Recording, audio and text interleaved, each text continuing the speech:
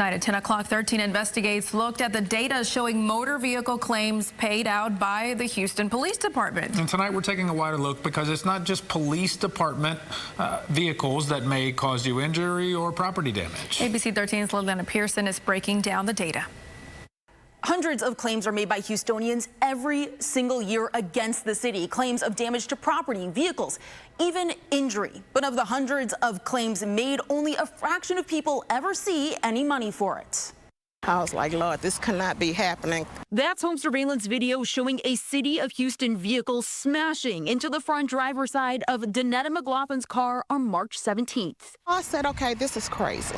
In a crash report taken by Houston police, the driver of that city vehicle is listed as being responsible for the crash.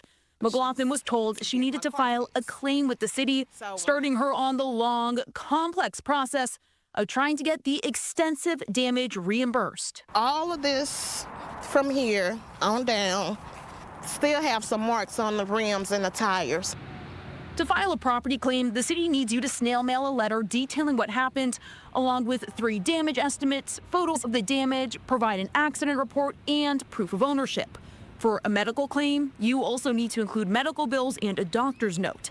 A big process that doesn't guarantee you'll recoup your money. I believe they send us through the rough road so they won't have to pay. According to data from the city of Houston, from 2022 to May of 2024, 886 claims were filed against the city, and only 152 reached settlements, a mere 17%.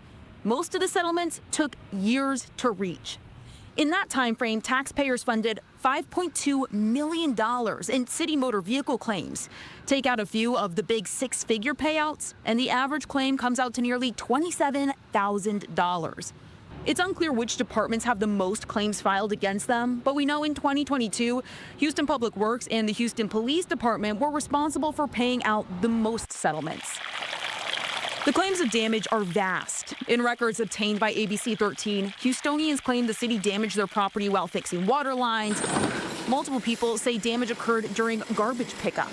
I'm like, are you serious? This how the city of Houston do you? The video, the admission of fault, McGlothen feels she has a good case, even if she didn't follow the claim guidelines to a T.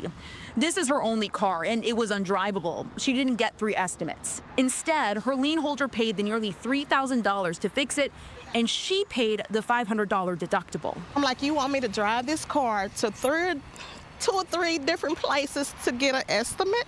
I couldn't even open the door. During that 3-week fix and unable to afford a rental, she carpooled to her night shifts and dished out hundreds of dollars in Uber fees so her son could get to and from school every day and her parents could go to doctor's appointments. I have no transportation. I need transportation. And for them to have just left me that day without anything, at that point in time already, I had to pick up my son from school. I had no way of doing that. For now, McGlothen is trying to wait out the red tape of filing a motor vehicle claim. She says the lack of communication from the city after their mistake makes her feel forgotten. For them to have just left me like that, it was horrible. You don't know my situation. You don't know what I had to go through.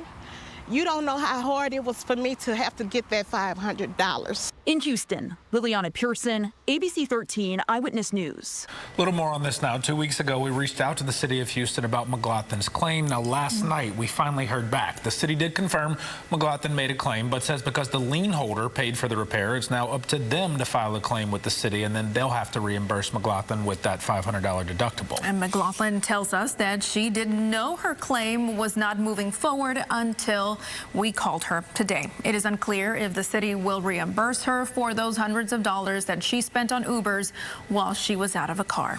Chilling story now out of